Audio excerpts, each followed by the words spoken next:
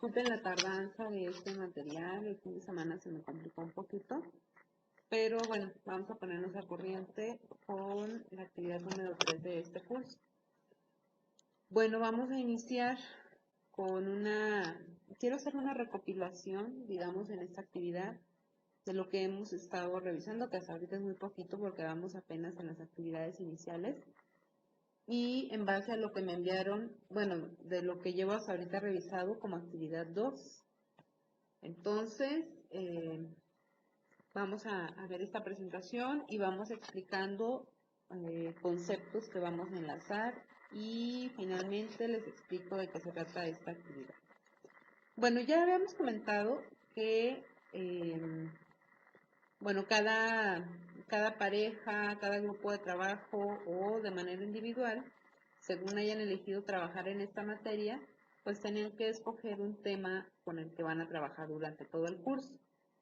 Entonces, en el ejercicio anterior, la idea es que me enviaran como ejercicio inicial la categorización de las variables sociodemográficas que pensaran que fueran relevantes para su tema de estudio.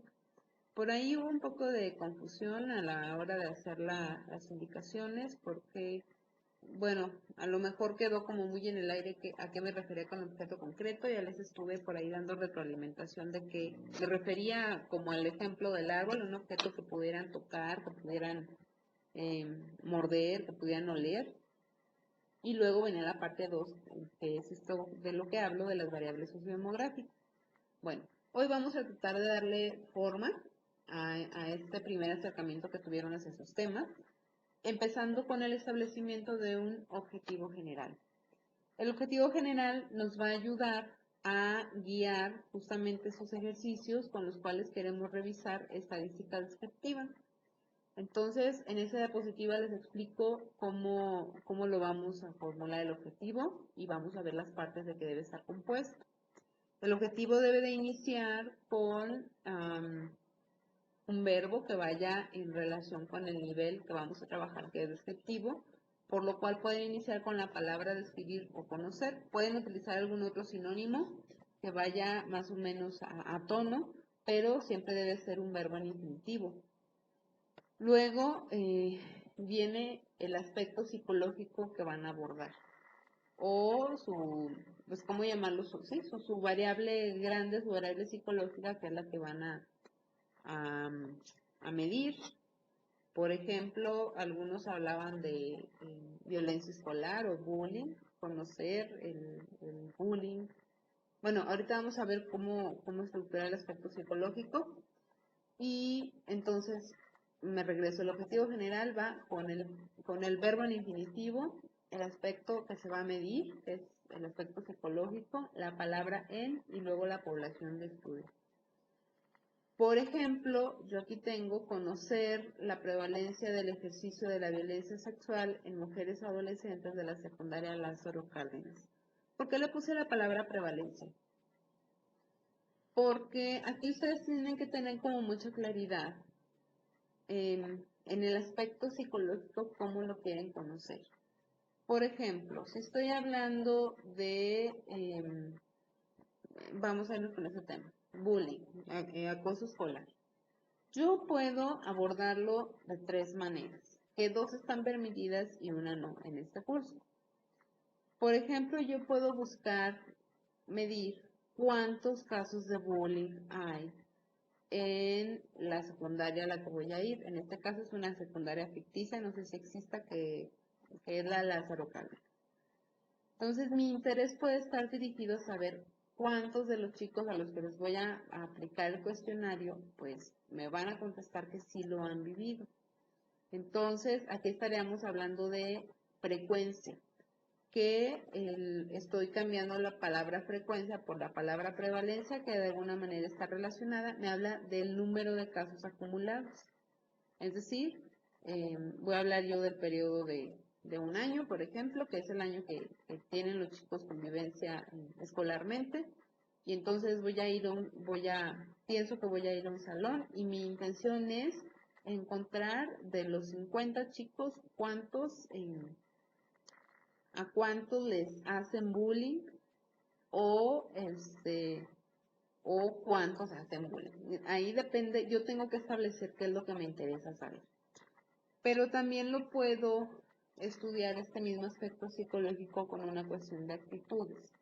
Yo quiero conocer cuántos de ellos tienen, digamos, una predisposición a partir de una actitud, es decir, de estar a favor o en contra del bullying. Yo les comentaba, si nosotros hacemos una sola pregunta que diga, ¿estás a favor del bullying? Pues la mayoría nos van a contestar que no, salvo que sea un chico que, o una chica que tenga como una cuestión así de muy de oposición, de retar la autoridad, pues nos va a decir que sí. Entonces, por eso se acuerdan que hablábamos de el aspecto psicológico. Yo les comentaba que se pusieran de acuerdo y que fueran tomando en cuenta que van a tener que buscar un instrumento que exista que lo mida. Por ejemplo, si yo quiero buscar actitudes hacia el acoso escolar, seguramente ya hay un instrumento que algunas otras personas construyeron que yo puedo utilizar para medir en la escala, si es tipo Likert, por ejemplo, desde el muy de acuerdo hasta el totalmente en desacuerdo, qué tanto están los chicos a favor o en contra, pero, o sea, de los elementos que constituyen el bullying, ¿no? Que sería, por ejemplo, o sea, es diferente que yo les pregunte a los chicos, ¿qué tan a favor estás del bullying? A preguntarle, ¿qué tan adecuado consideras esconderle a un compañero la mochila por diversión? Entonces ahí es donde yo puedo ir detectando como estas cuestiones más finitas que integran el aspecto psicológico de acoso escolar o bullying. Bueno, entonces, aquí es necesario que ustedes identifiquen cómo lo quieren medir, sí, por frecuencia, por actitudes, y la otra parte, que ya me llegaron algunos ejercicios así, pero que no se vale, es ver qué opinan, ¿no? Es como si fueran ellos los expertos y entonces preguntarles, ¿tú crees que el bullying se da porque los niños no tienen papá? Los chicos no son los expertos en eso. Realmente esas cuestiones yo las tengo que sacar. Por ejemplo, si yo aplico una escala de prevalencia o de frecuencia y luego la cruzo con mis variables sociodemográficas, entonces ya yo con datos que investigué, yo puedo decir, bueno, coincidió que los chicos que no tenían papá eran los que hacían más bullying, pero ya son datos de campo, no lo que opinen los estudiantes de secundaria que no van a saber. ¿Okay? O en todo caso les van a contestar en base a los estereotipos que hay en la sociedad, ¿no? Pensamos que el que agrede siempre es porque no lo quiere su mamá, porque su papá le pega, o X, ¿no? Pero realmente, pues entonces no estaríamos haciendo ciencia, estaríamos nada más recalcando estereotipos. Bueno, entonces la otra parte es la población de estudio. Esta ya les había yo pedido que la pensaran. Puede ser que cambie, ¿no? Definitivamente a la hora de negociar con las instituciones, pues puede ser que en la que ustedes pensaban les digan que no y luego lo consigan aplicación en otra. Pero bueno, de la que han pensado, pues sería la población de estudio. Hay que ser muy específicos. En este caso, yo pongo mujeres adolescentes de la secundaria de Lázaro Cárdenas. ¿Por qué pongo mujeres adolescentes? Porque ustedes, bueno, en caso de que sean los dos sexos en los que van a encuestar, pues no tiene caso que pongan hombres y mujeres adolescentes. Pero si son nada más de un sexo, por ejemplo, yo aquí puse mujeres, pero si yo quisiera conocer la prevalencia del ejercicio de la violencia sexual en los hombres, en los varones adolescentes, tengo que especificar, porque si yo pongo la pura palabra adolescentes, doy a entender que son los dos sexos, efectivamente. Entonces, sí tengo que ser como muy cuidadosa con eso y luego especificar la institución donde lo van a llevar a cabo, la posible institución donde lo van a llevar a cabo. Bueno, este es un objetivo general pensando en abordar nada más un aspecto psicológico. Sin embargo, hay personas que por ahí quieren hacer un diseño como más, pues no complicado, sino más elaborado, metiéndole dos variables o dos aspectos psicológicos a estudiar. Aquí tengo ya la figura. La primera que dice uno es lo que ya explicábamos. Que pueden ustedes buscar el número de casos, las actitudes o la opinión, que no se vale, ¿no?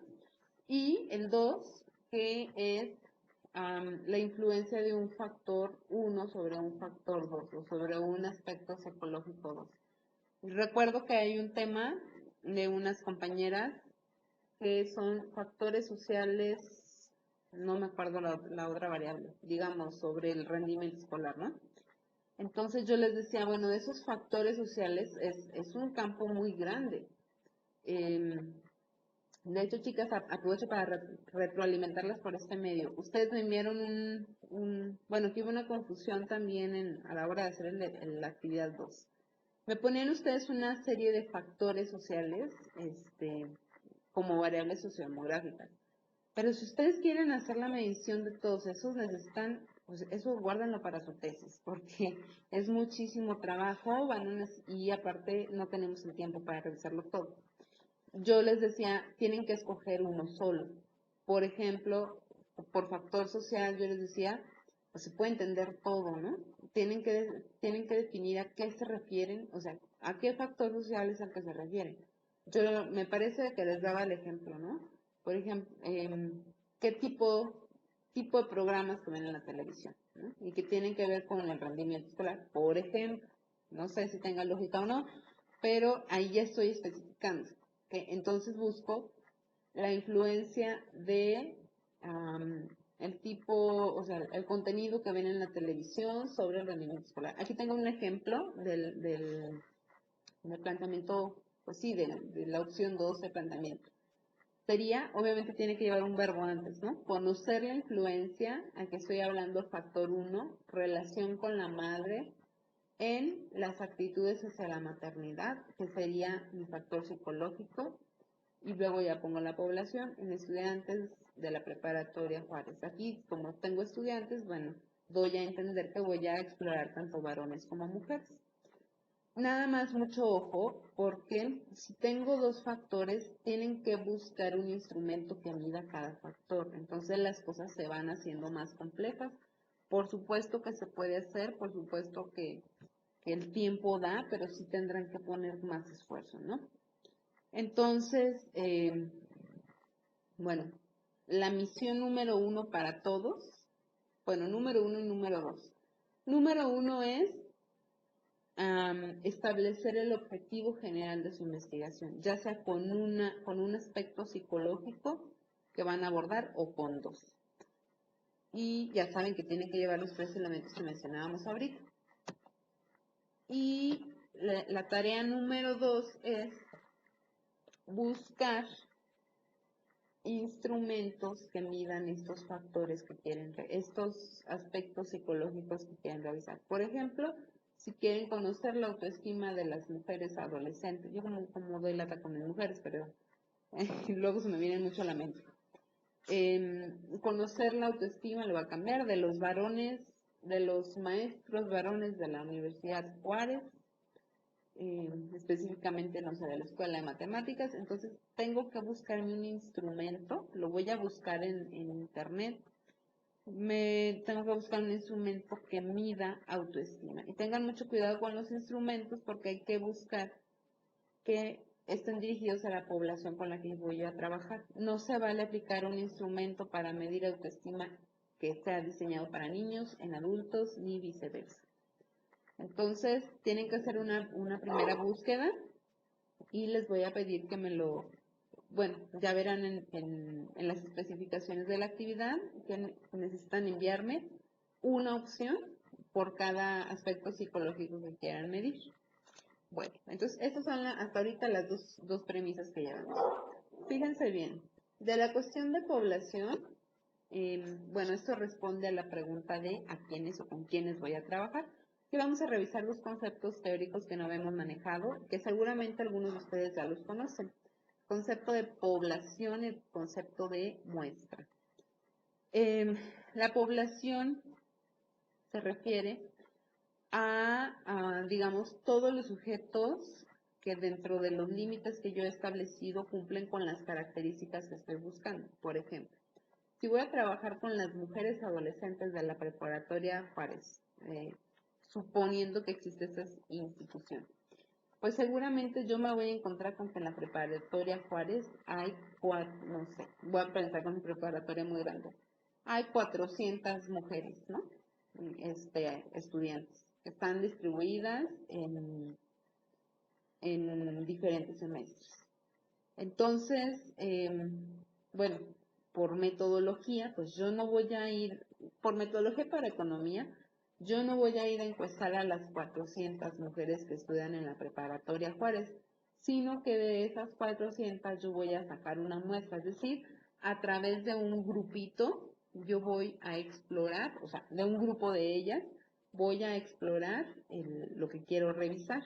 Entonces, la muestra, que es el circulito que está aquí en medio, serían las mujeres encuestadas, o sea, las mujeres que realmente voy a encuestar. Y estas las voy a elegir según el tipo de muestreo. Después vamos a ver los tipos de muestreo, pero rápido se los platico. Hay dos maneras de elegir la muestra. Uno, que es por medios no probabilísticos, es decir, sin utilizar fórmulas estadísticas, y generalmente lo utilizamos cuando vamos a instituciones, ya sean educativas o laborales, y las autoridades de ahí no te dejan escoger y te dicen, vas a trabajar con este grupo específicamente.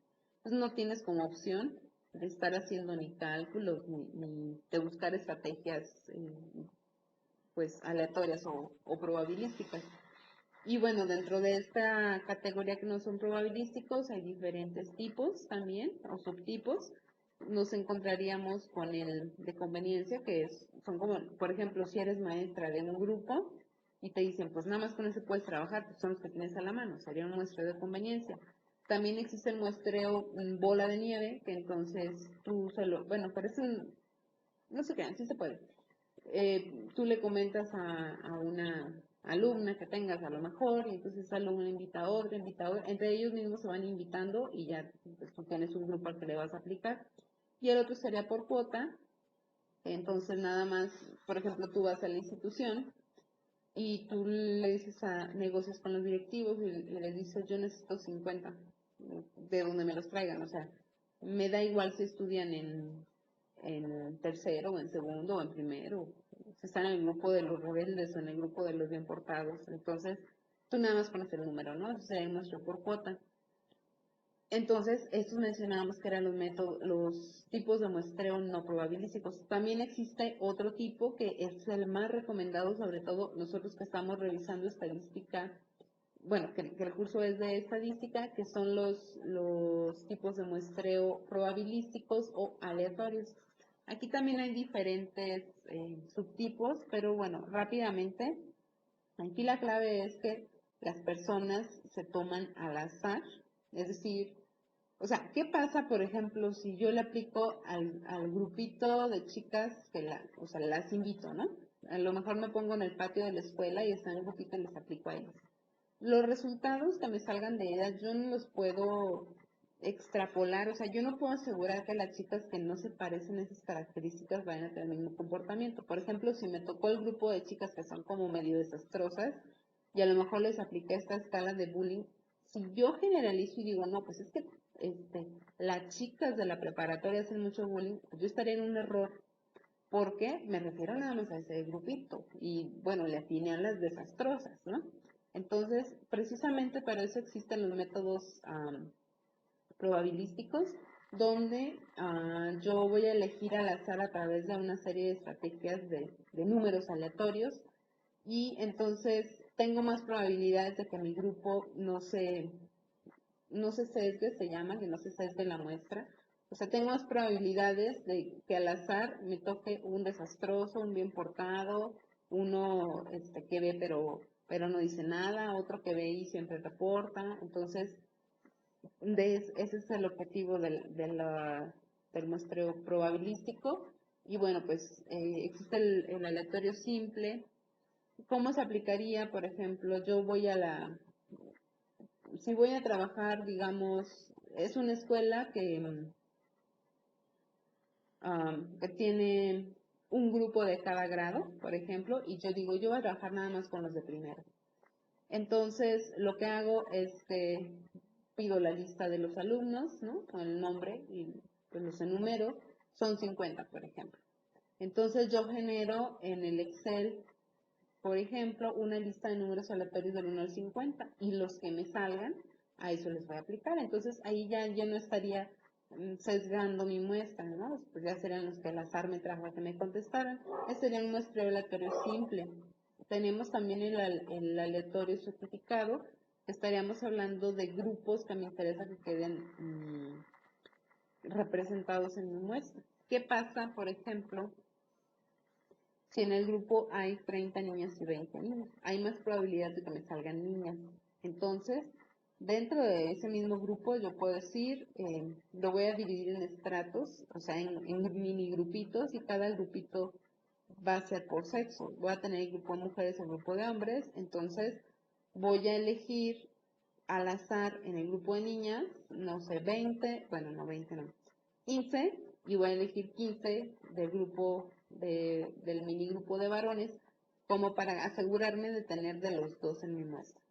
Esto sería un ejemplo rápido de lo que sería estratificado, pero también podré estratificar, por ejemplo, que me dieran las listas de toda la escuela, y entonces mis estratos podrían ser por grado, ¿no? Si a mí me interesa que mi muestra tenga tanto alumnos de primero como de segundo como de tercero, bueno, hago ese procedimiento por grado.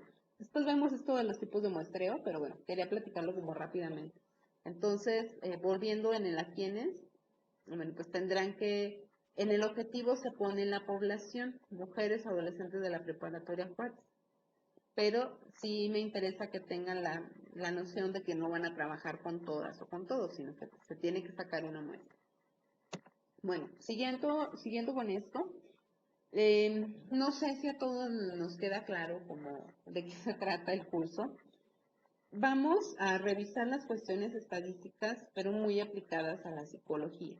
Entonces, digamos que el producto que vamos a sacar de esta clase y la manera de hacerla como muy práctica va a ser a través pues, de la implementación de un instrumento, ¿sí? El instrumento va a ser un cuestionario que nosotros le vamos a aplicar a la población con la que vamos a trabajar y va a tener dos partes o tres partes, depende de cuántas variables grandes tengamos o cuántos aspectos psicológicos en ellos tengamos. La primera parte que es de default para todos es la parte 1, que son los datos sociodemográficos, ¿sí? Entonces vayan visualizando así como a manera de, ya en una hoja de máquina, como que al principio del instrumento tienen que ir situados los datos sociodemográficos que son los que trabajaron en la actividad 2.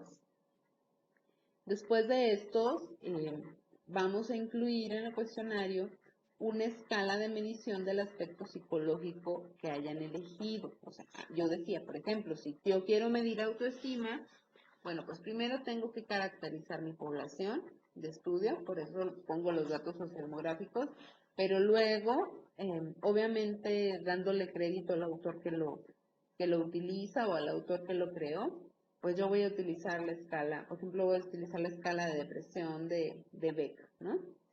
Y entonces voy a incluir en mi cuestionario esa subescala o esa escala. Y si tienen, para aquellos que tienen dos factores que van a medir, o sea que están buscando la influencia de uno sobre otro, pues tendrán que buscar lo que ahorita decíamos, tendrán una tercera parte de su instrumento que será la escala de medición para el factor que influye sobre el aspecto psicológico. Bien, entonces vamos a revisar como a detalle los datos sociodemográficos y esta es la tercera parte que le van a incluir a la actividad número 3. Fíjense bien, ahí en la tabla que yo les pedí en la actividad 2, les pedía el nombre de la variable. Muchos de ustedes me pusieron la pregunta, porque es más fácil para ustedes identificarlo. Pero esta vez vamos a terminar de darle forma a ese ejercicio y vamos a incluir una última columna que se llama definición operacional. Para no pelearnos con la lógica de la mayoría que dice, bueno, pues primero pongo la pregunta, entonces la primera columna de la tabla es pues justamente esta, ¿no? ¿Cuál es el enunciado el enunciado que yo voy a poner en mi instrumento? Ya véanlo como en su cuestionario, ¿cómo le van a poner? Bueno, yo aquí tengo algunos ejemplos, por ejemplo, ¿verdad? Tengo esta primera pregunta, ¿en qué tipo de asentamiento vives actualmente? Bueno, aquí me faltan los signos de interrogación, tache para mí. Esta es la pregunta como yo lo pondré en un cuestionario. Ahora yo tengo que generar un nombre de esa variable, o sea, una variable para esa pregunta. Fíjense bien, la variable tiene que tener un nombre más o menos corto, sin espacios en blanco, que me explique de qué se trata esa pregunta. Porque la variable, tal cual yo la ponga en esta tabla, yo la voy a meter al software, o sea, en el programa en el que vamos a trabajar, donde se va a hacer la captura para que nos haga el análisis.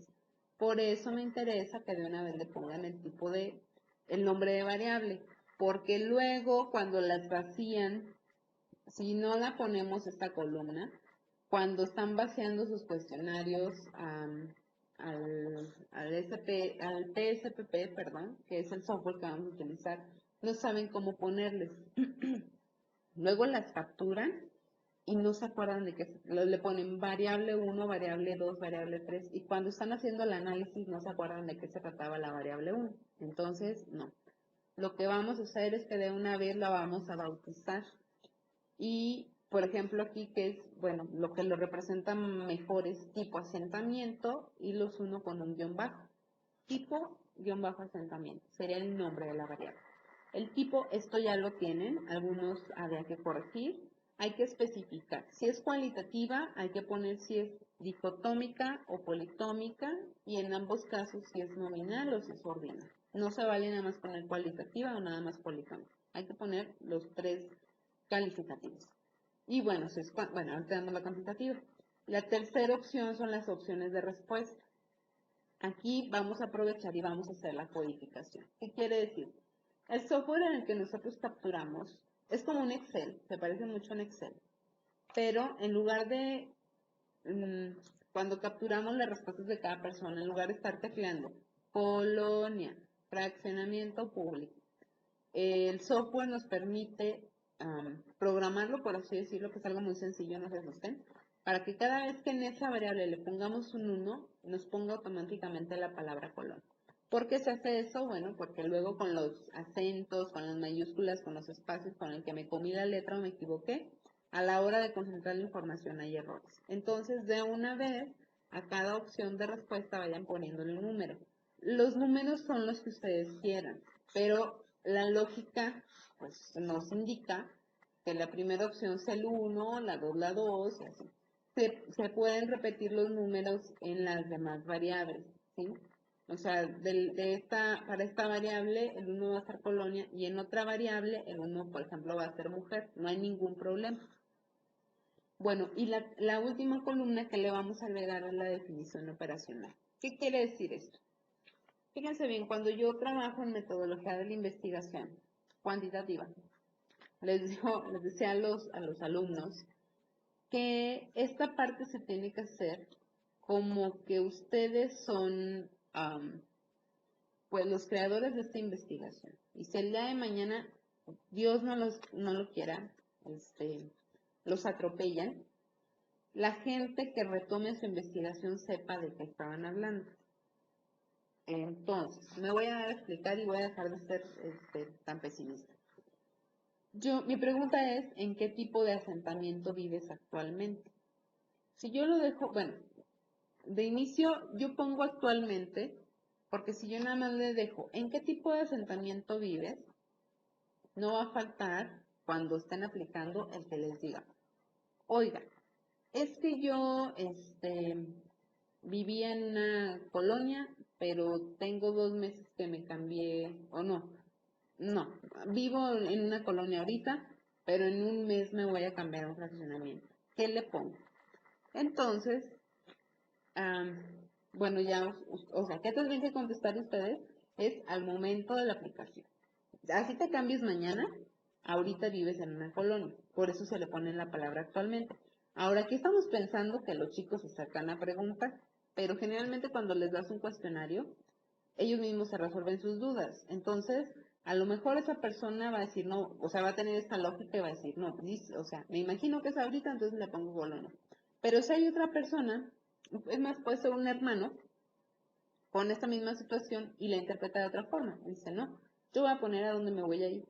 Entonces, finalmente tú estás recabando información como sin una sistematización, sin reglas, Y finalmente no estás midiendo lo que tú crees que mides, vas a estar midiendo lo que los sujetos pensaron que tú querías, ¿sí? Entonces ya la información se va contaminando. Por eso hay que ser como muy específicos.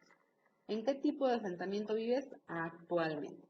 Y la definición operacional nos sirve para entender cómo vamos a medir esta. O sea, por ejemplo, si yo nada más veo esta investigación, no sé, voy a pensar menos negativo y entonces el investigador que estaba a cargo de esto se fue de vacaciones, ¿no? Y me dijo, oye, ahí te encargo y sigue.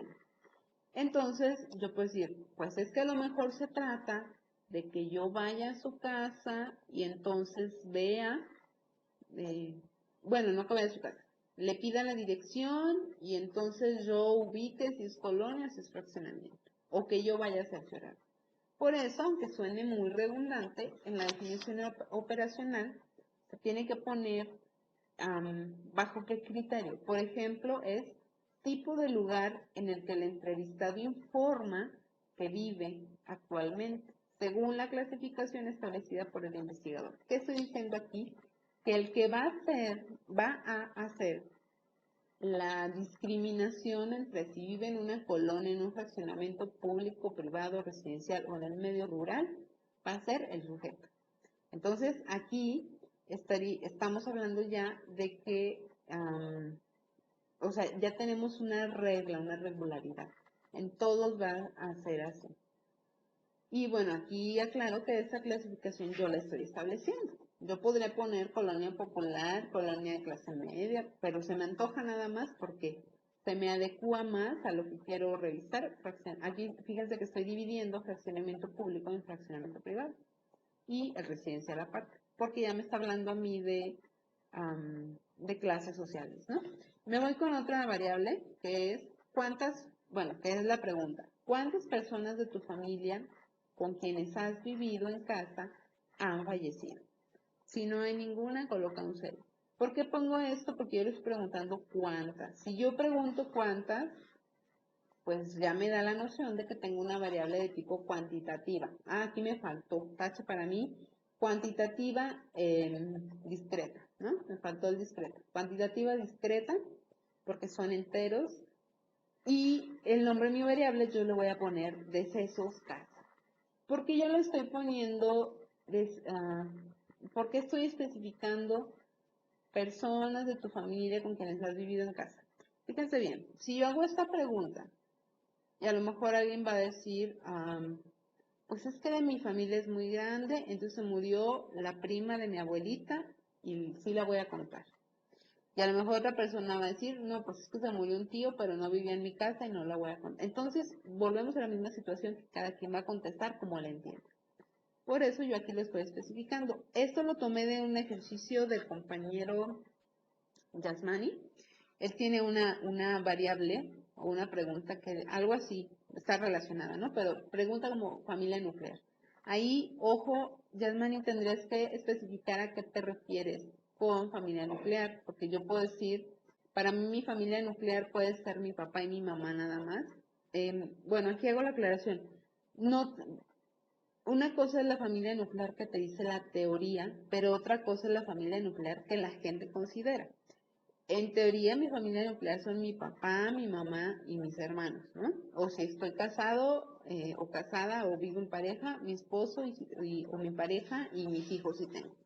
Pero para la gente no lo vive así. Pensemos en un hijo, bueno, en un chico que vive con su mamá y con su abuelita, y entonces no conoce a su papá a lo mejor, y para él su abuelita va a ser su familia nuclear, aunque en teoría sería la familia extensa. Entonces, por eso yo la transformé y puse personas de tu familia que han vivido en casa. Ojo que a mí esta pregunta, de esta forma, de manera cuantitativa, no me va a decir quiénes, nada más me va a decir cuántos. Entonces, mi definición operacional es número de personas que han fallecido de su núcleo familiar, considerando a este como quienes han habitado en su casa. ¿Sí? Aquí, bueno, ya estoy especificando que estoy hablando de los que viven en casa y a esto se le considera como núcleo familiar para fines de esta investigación. Puede haber otra investigación que núcleo familiar se considere a papá y mamá, ¿no? Específicamente. Entonces, bueno, pero esto ustedes lo establecen. La definición operacional ustedes la acomodan a como la necesitan, ¿sí? Si a ti te interesa los que viven en su casa, o si no, puedes cambiar la pregunta. Fíjense bien.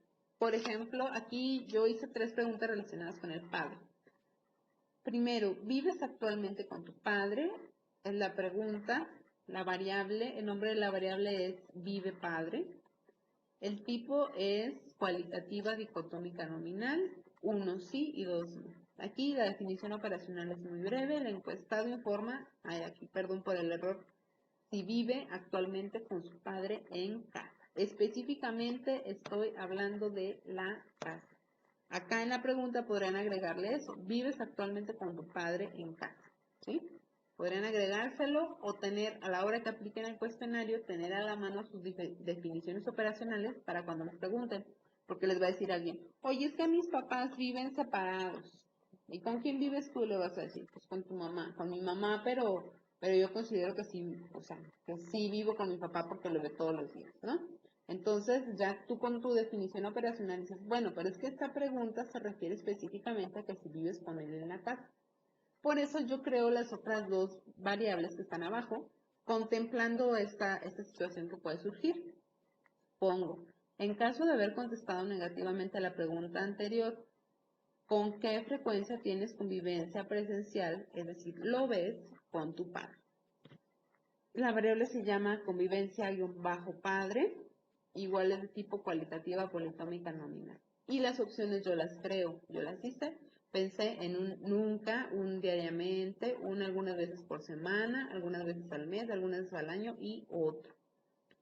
Si se fijan aquí, a mí, o sea, yo cuando la revisé, dije, híjole, por convivencia te van a entender, porque a lo mejor por eso lo puse entre paréntesis, él lo ves, ¿no? Porque o sea, ya viene de una pregunta anterior que me dicen que no vive con él, pero a lo mejor todos los días pasa por él a la escuela y lo ve todos los días.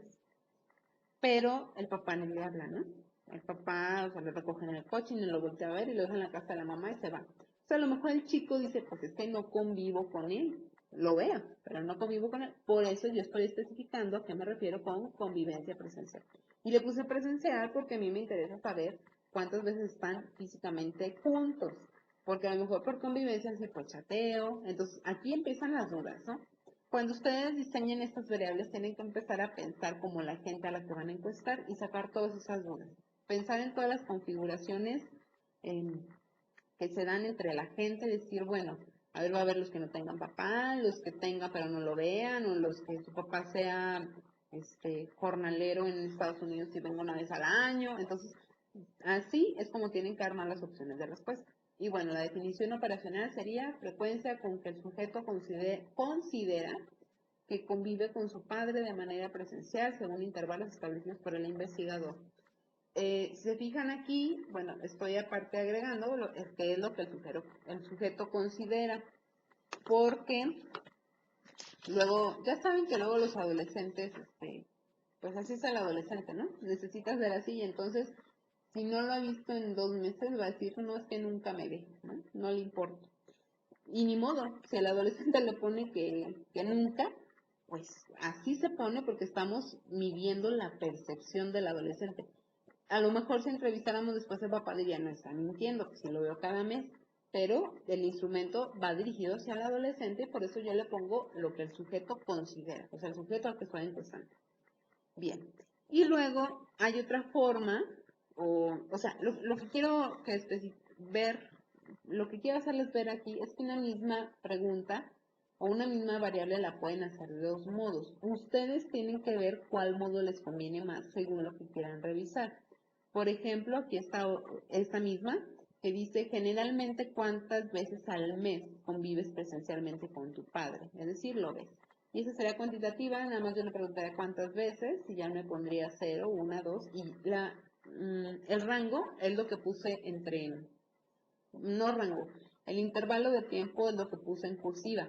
Si yo nada más le pongo generalmente cuántas veces convives presencialmente con tu padre, va a ser la misma. Va a decir, oiga, al mes, al año, al decenio, ok. Entonces yo especifico que lo quiero al mes.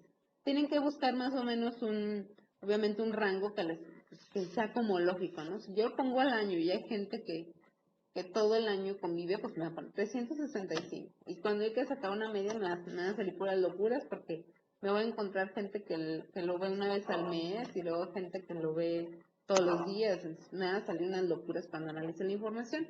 Entonces, yo pienso que aquí mes es un rango considerable, ¿no? Y un intervalo de tiempo considerable, perdón. Y bueno, aquí la definición operacional es número de veces que el sujeto considera que convive con su padre en un periodo de un mes, ¿sí? Entonces, ¿qué hay que agregarle? Bueno, hay que darle forma a las variables que ya me mandaron y que ya yo les regrese revisadas, por favor, y organizarlas así. Pregunta, nombre de la variable. Los que no le pusieron nombre de la variable hay que ponerla, o algunos en una le ponían nombre y en otro como que no sabían cómo nombrarlas y ponían la pregunta. Hay que poner las dos columnas, el tipo ya corregido, opciones de respuesta ya codificado con los numeritos y agregar la definición operacional. Bien, bueno, entonces aquí nos vamos a meter un poquito. Igual con esto les queda más claro lo de los tipos de variables, porque de repente sentí como que estaban confundidos y unas que eran cualitativas, sobre todo las que eran cuantitativas las ponían como cualitativas. Entonces ya saben que existen estos dos grandes grupos y bueno, aquí les voy a explicar cómo es que se resumen o cómo es que se presentan pensando en que ya hubieran, no es porque ya lo tengan que hacer, pero pensando a futuro cuando apliquen cómo van a presentar los resultados de los datos que tengan, ¿sí? Fíjense bien, las variables cualitativas, acuérdense que son las que escriben rasgos, cualidades, se presentan a través de dos opciones, se resumen a través de dos opciones, que son una, las frecuencias, es decir, el número de casos que hay, o que se llaman frecuencias absolutas, o por medio de frecuencias relativas, que son los porcentajes. No hay más. Por ejemplo, la variable sexo, que es hombre o mujer. Bueno, tengo la opción 1 de decir, tengo 50 mujeres y 30 hombres. O en porcentaje decir, tengo el 70% de mujeres y el 30% de hombres. ¿Sí? Entonces, esas son las únicas opciones a través de las cuales se van a resumir las variables cualitativas. Esto les puede ayudar. Utilizan la lógica, por ejemplo, si van a pensar en una variable, piensen en esto cuando la van a presentar y si tienen lógica, pues es de ese tipo, si no es de tipo cuantitativo. Y las de tipo cuantitativo dependen de otros factores para ver cómo las vamos a presentar. Bueno, en estadística existen medidas de tendencia central, medidas de dispersión y medidas de posición. Nosotros solo vamos a revisar, porque son las que se utilizan más, medidas de tendencia central y medidas de dispersión. Vamos a iniciar aquí con el ejemplo de la variable cualitativa con frecuencias absolutas. En un supuesto, o sea, hipotéticamente, esta variable que se llama, aquí está, lleva a escuela, pertenece a la pregunta generalmente ¿quién te lleva a la escuela? Aquí tengo yo una N mayúscula, de una vez vamos familiarizándonos con esto. N mayúscula quiere decir mi muestra total. Aquí me está diciendo que encuesté 44 personas. Así es como se va a ver ya a la hora de los resultados una variable cualitativa. Entonces, ¿en qué estaría yo diciendo? De los 44 chicos que encuesté, 10 me contestaron que los llevaba a la escuela papá y mamá juntos. 25 me dijeron que nada más su papá. 7 contestaron que nada más su mamá y 2 me dijeron que otro. ¿Sí? Entonces, estas son las frecuencias absolutas. Se fijan, son números enteros que nada más me dicen cuántos casos de cada tipo hay. Cuántos papá y mamá, cuántos papá, cuántos mamá y cuántos otros. ¿Sí? Aquí se me viene a la mente, algunos ponían los semestres como cuantitativo. ¿Se imaginan? O sea, la verdad es que el semestre tiene que ir en este tipo de lógica. A mí me interesa saber cuántos son de segundo, cuántos son de tercero, cuántos son de cuarto. No me interesa sacar un promedio y decir El promedio de semestre, por ejemplo, si son 1, 2 y 3, pues evidentemente va a ser 6 entre 3, el promedio va a ser 2. Entonces, ese resumen de datos no me dice nada. O sea, el promedio de semestre es 2, pues sí, ya sé, porque son semestre 1, 2 y 3, pero no me estás diciendo cuántos hay en cada semestre. Entonces, aquí la lógica te dice que la variable no es cuantitativa, es cualitativa, ¿sí? Bien, esta misma variable la vamos a ver como frecuencias relativas, es decir, en porcentajes. Igual tengo que mi muestra fue de 44, pero en porcentajes se presenta así, que son las frecuencias relativas. Está bien de cualquier manera que se presente. Aquí entonces sería el 56% lo lleva papá y mamá, aquí se cortó la leyenda, no, el 22% lo lleva papá y mamá, al 56% que serían estos 25 de acá, los lleva papá, a 15% los lleva mamá, y aquí ni siquiera se ve el colorcito, que es el .04 lo lleva otra persona, que son estos dos que están acá solitos, ¿sí? Si se fijan, así se presentan. De todas maneras me sigue diciendo cuántos, pero aquí en proporciones, ¿sí? De mi 100%, entonces ya visualmente yo digo, no, pues a la mayoría los lleva el papá, ¿sí? Bien.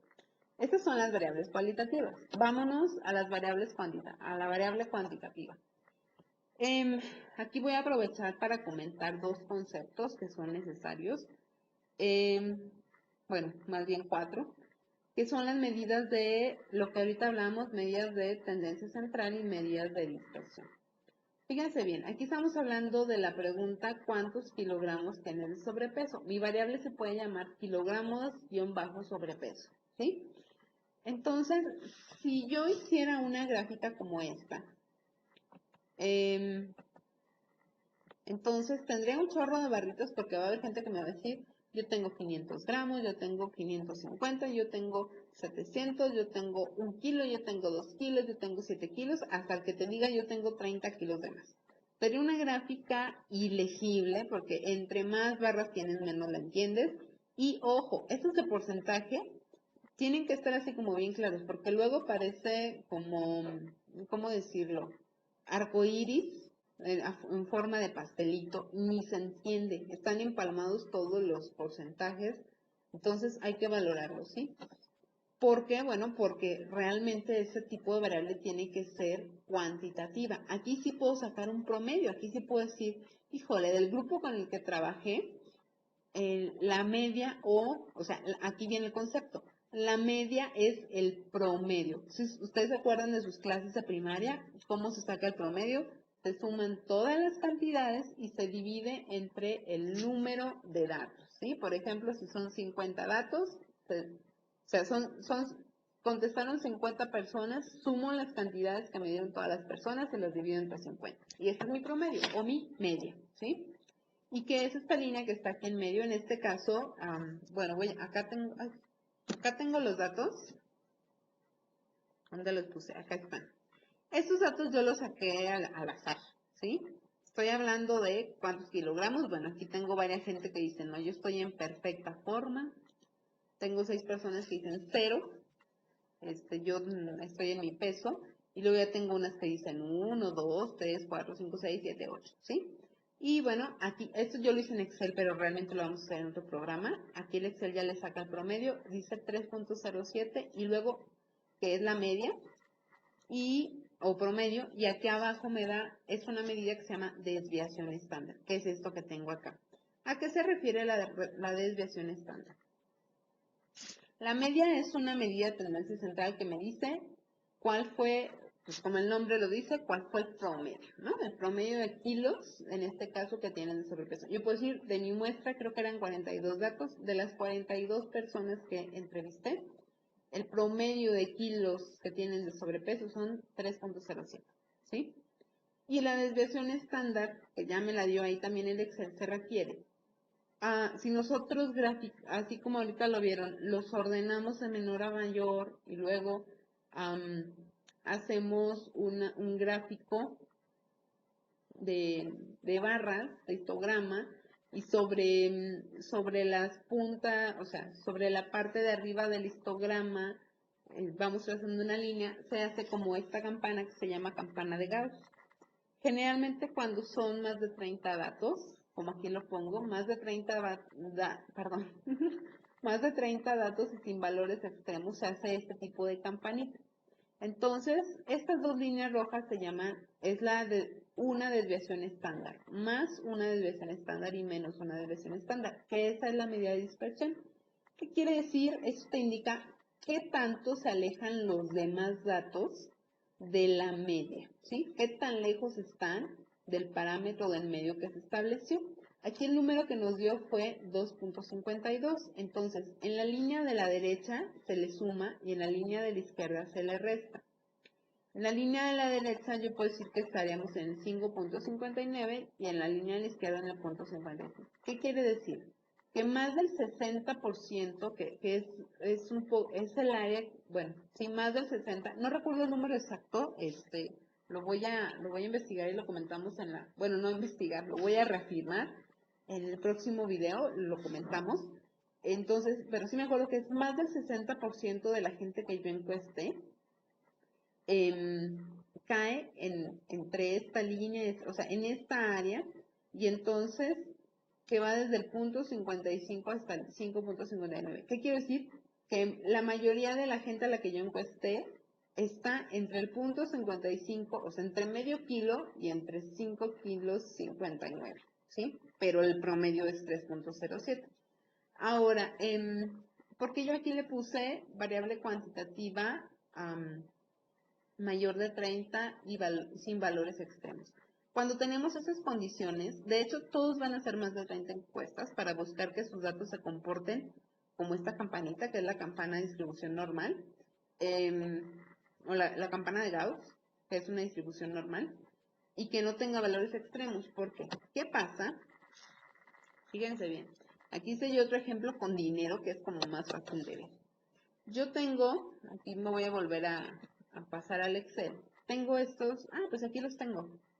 Yo tengo estos datos que hablan sobre cuánto dinero cobran unas personas en la compañía, cuánto les llega de bono, ¿no? En Navidad. Entonces aquí tengo gente que le van a llegar 100 pesos, gente que le van a llegar 250, gente que le van a llegar 500, gente que le va a llegar 1000. Pero, ¿qué creen? Al gerente le llega 1 millón de pesos, ¿no? Si yo saco la media, me va a decir que el promedio que les llega a esa gente es de 24.194, lo cual es totalmente una mentira. ¿Por qué? Porque nadie cobra más de 20,000 pesos, nadie cobra más de 1,000 pesos más que el gerente, ¿no? Que le llega a 1 millón. ¿Y por qué sucedió esto? Porque yo tengo un valor extremo acá abajo, que dice, este que está aquí, este de aquí, que es de 1 millón, ¿sí? Entonces, este valor a la hora de sacar el promedio, acuérdense que se suman y se dividen entre el número de datos, me dispara la media, ¿sí? Entonces me está diciendo mentira, realmente nadie gana más de 1,000 pesos, más que él. Y bueno, pues aquí me está dando una de las desviaciones estándar, así que es una grosería, ¿no? 154.242.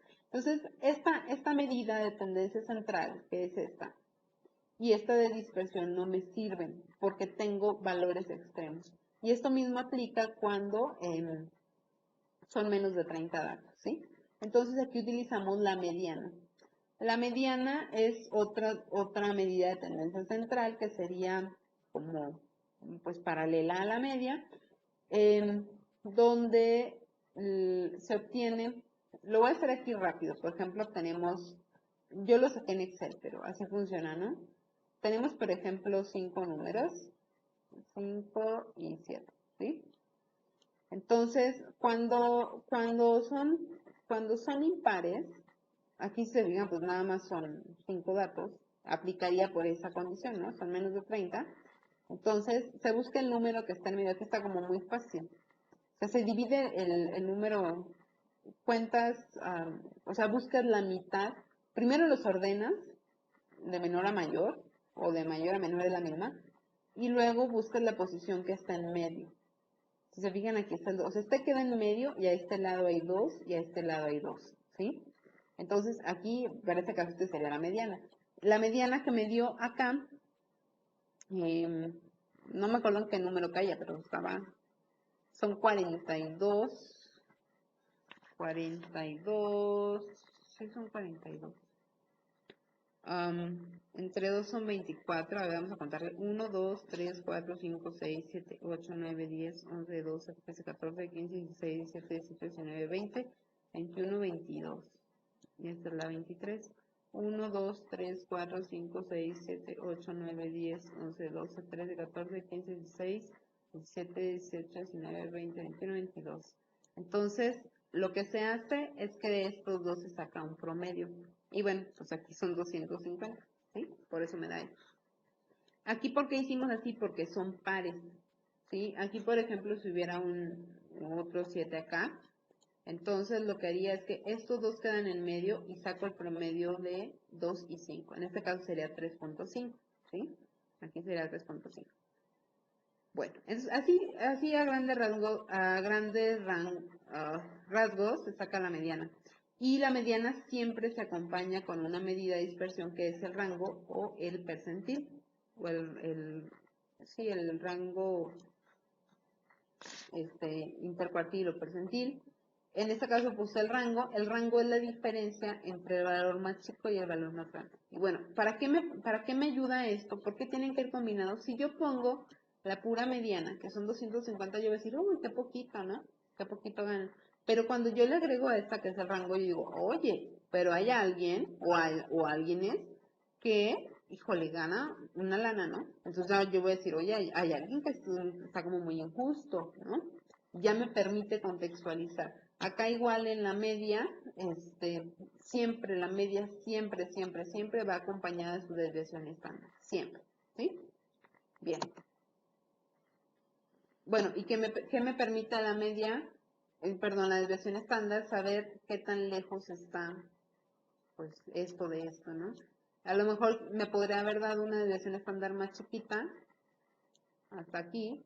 Bueno, entonces esto quiere decir que los datos están más juntitos, ¿sí? Hay datos como más cerquita. Pero aquí tendríamos una campana así, más cerrada.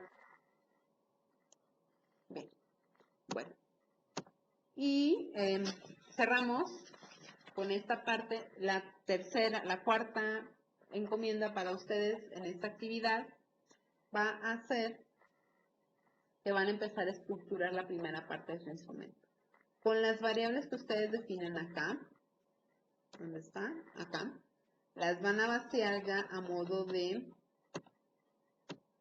instrumento. Yo les voy a pasar este formato. Fíjense bien que yo estoy poniendo las variables en una tabla, ¿sí? Porque si yo en un renglón pongo sexo y en otro renglón pongo años cumplidos, entonces yo no ahorro espacio. Me van a salir muchas hojas. Cuando yo les enseño a los chavos que les llevo un instrumento de 6 hojas, me lo van a aventar, me van a decir que flojera, aunque lo se conteste rápido y a mí me va a salir más caro. Entonces lo que se hace es que se acomodan las variables con sus opciones de respuesta, por supuesto, a modo de tabla y ahorro espacio. ¿De dónde saqué estos cuadritos? Por favor,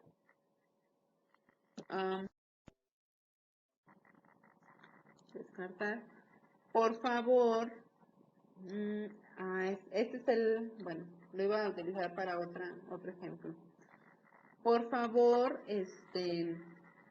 no los pongan como figura en Word, porque cuando lo abren en otra máquina, se vuelve loco el Word, y entonces, los cuadritos se mueven a todos lados. Y cada vez que lo abran lo van a tener que estar acomodando y va a ser un calvario, ¿no? Entonces, ahorita quiero abrir un archivo para que vean cómo los puse yo, que es por medio de los símbolos que trae el Word. Está en insertar símbolo. Es este.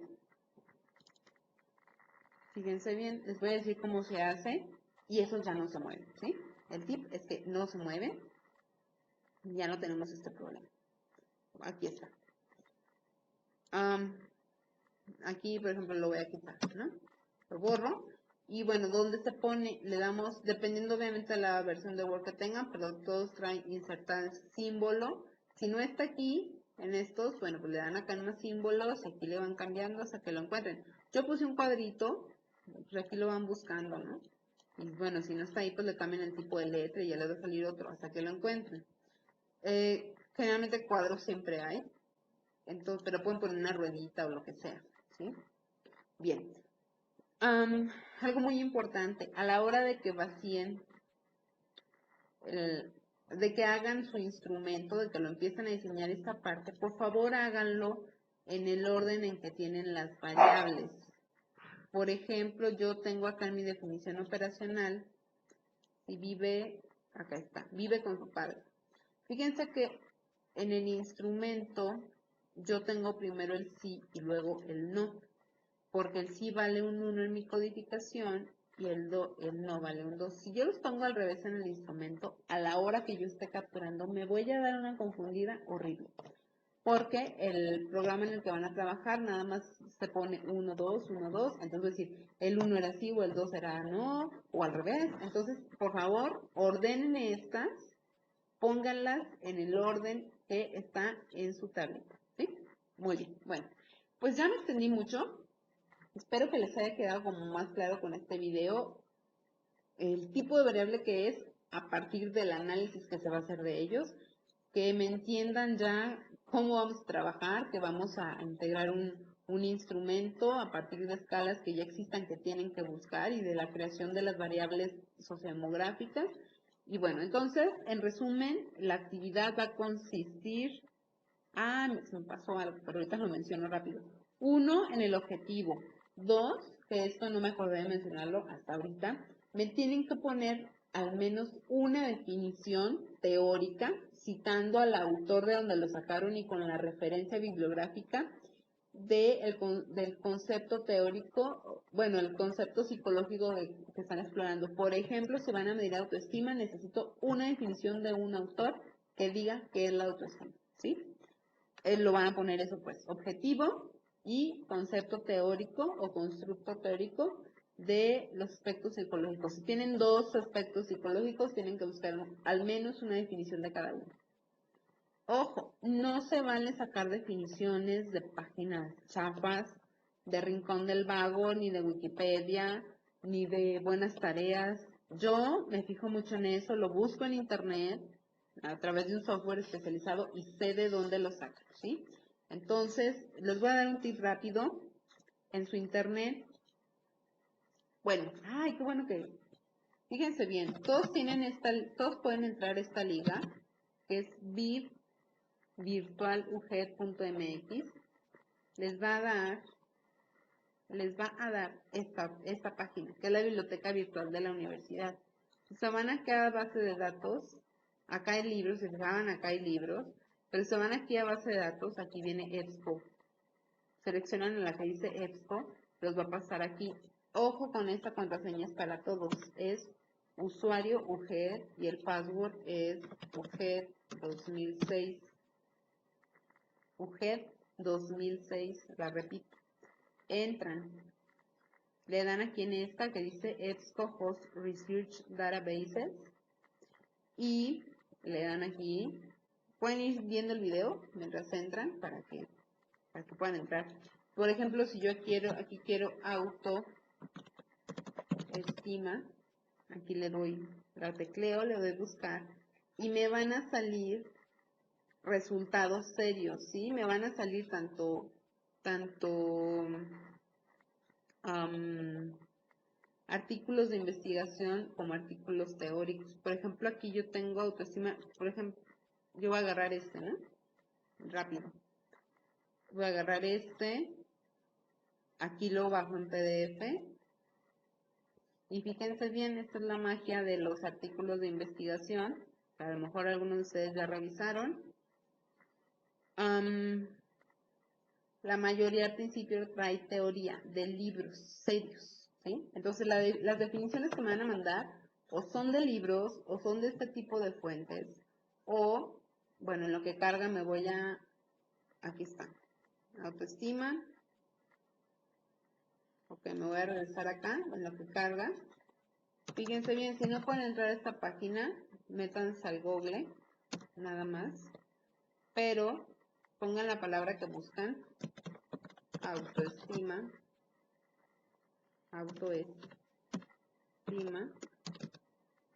Ay, me ando comiendo las letras. Y pongan PDF. Y ya les van a salir como cosas más serias. No les va a salir Rincón del Vago ni nada así. Si les sale, no les hagan caso, por favor. Ignórenlos.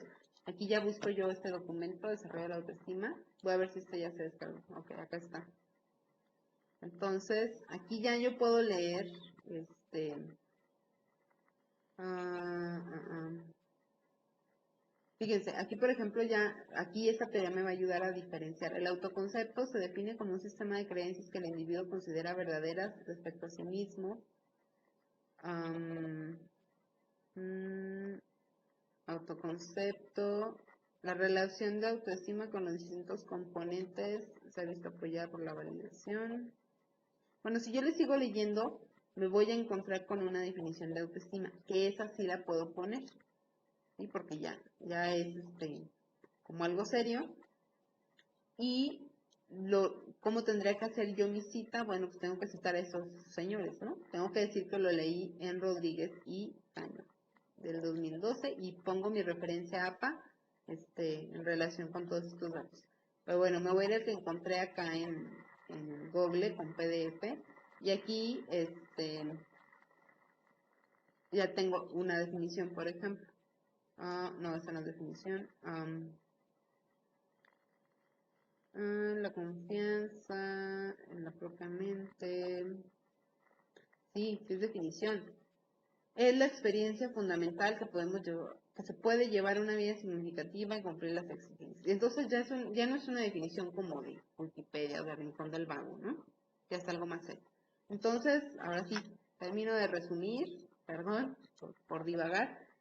Me van a entregar objetivo general, definiciones teóricas, búsqueda, bueno, instrumento que hayan encontrado para medir esa variable. Necesito que lo intenten, que busquen, pues así como entré yo aquí a EBSCO, así busquen uno, ¿no? Con la palabra, van a tener que leer muchos artículos que van a salir ahí. Entonces, pero alguno va a hablar de un instrumento, ¿no? O también lo pueden buscar acá como escala autoestima PDF. Fíjense, aquí ya me salió una de un nombre que suena como conocido, que es la de Rosenberg. Entonces ya tendrían que buscar si en esa página viene o la van buscando. Y esa sería bueno, en caso que quisieran revisar autoestima, ¿no? Escala de autoestima. Aquí ya está, fíjense, aquí está autoestima. Entonces esa es una escala que está validada. Nada más tendrían que revisar y está bien chiquita. Es de 10 ítems y está súper bien. Entonces, tendrían que revisar en qué población se aplica, ¿no? Pero así como le hice, escala y ponen la palabra PDF y les van a salir cosas serias.